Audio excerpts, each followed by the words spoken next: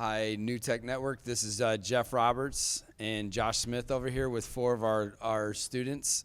I have Sophia Shaw to my right, Kevin Chan to my left, Calissa Edmonds to Josh's right, and then Luke Vance to his left. What we wanted to focus on today and what you guys were asking for is an opportunity for us to brag about the project, and you can't brag about a project if you didn't officially do it. And so what we tried to do is invite four kids that we know learned something throughout the project, and they had a personal connection to what they ended up creating. We had various forms of scaffolding, and you'll see that throughout our PowerPoint. Anything from trying to understand how music was used during the Holocaust, whether it was to persecute people or it was to provide hope. We also talked about how the book Violins of Hope, there's different stories, nonfiction stories, real life stories of how people use music to cope and how it used to save. And then we developed trifold boards that create a little bit of empathy for various members during the Holocaust in the Jewish community, or maybe in the Gypsy community, or those that were persecuted. Then we created instruments, stands. Josh's class did, what did you do? We created a documentary that followed his class, his Holocaust class, throughout the whole process, and kind of showed each step of the way in creating these instruments. And then all four of these students got to participate in the final end exhibit / gallery walk that analyzed how music either persecutes or saves in their own lives or even during the current world, so it made it a little more authentic. So we tried to go from the Holocaust era all the way into the current world.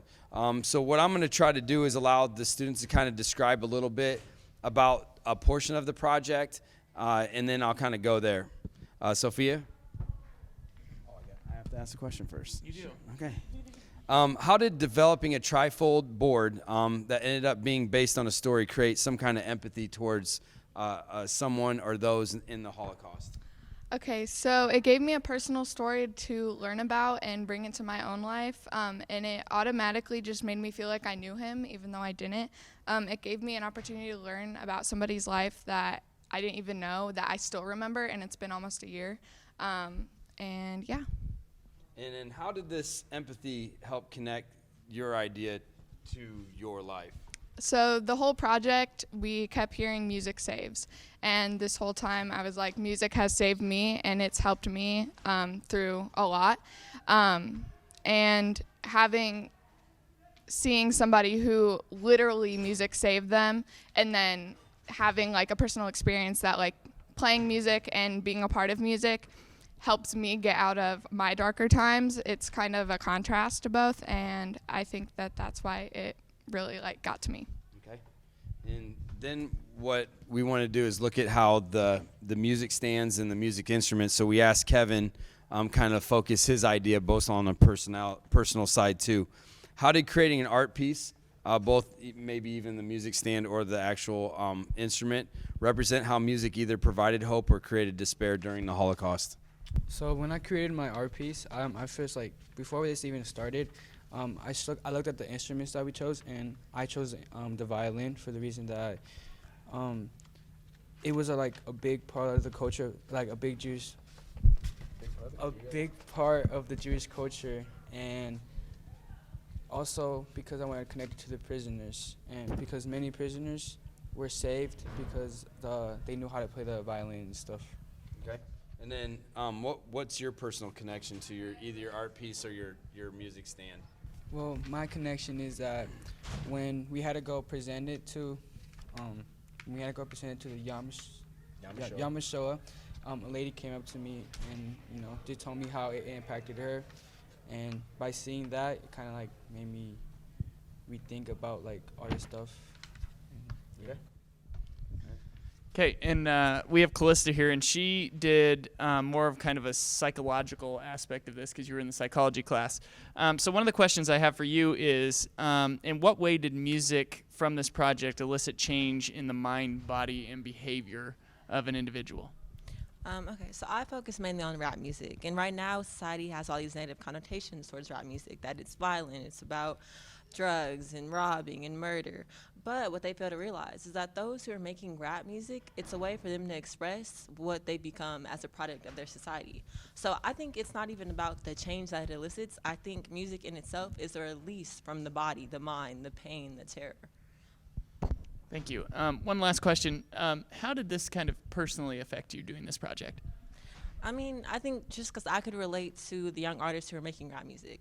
Now, they were making music about, what they saw in their neighborhoods, but they were just finding a way to formulate their pain. And I think I do that through poetry, but music is just poetry puts a rhythm. So I think it was understanding that everyone is going through something and we're all trying to find a way to articulate it.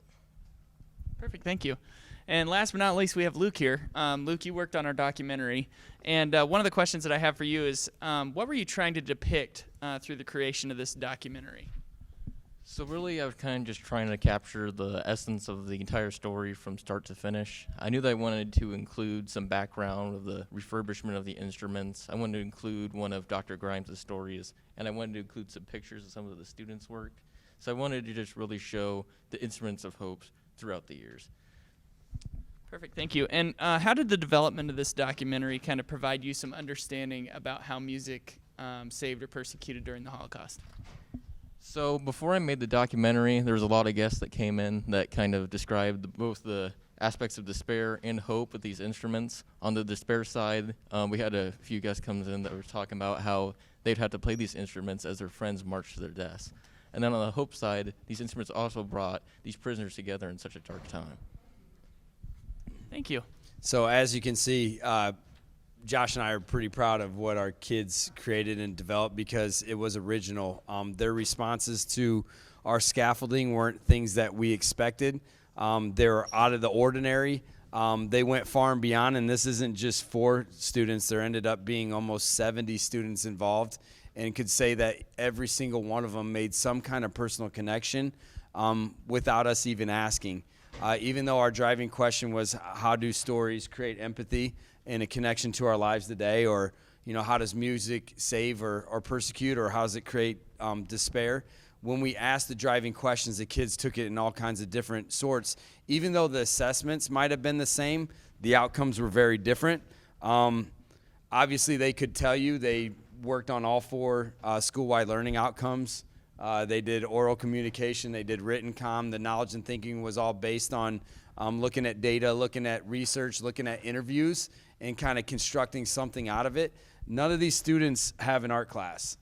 And that's what's even more impressive, is that they took something either visually or something that mentally connected to them, and they turned it into something that everybody could understand. And obviously we wouldn't include them if we didn't feel like it was them that put us in this position to be up for Project of the Year. They obviously deserve it. We laid the ground rules, we laid the scaffolding, but we left it pretty open, both Josh and I and Eric and also Cheyenne. So when they developed these things, it ended up being way past our expectations.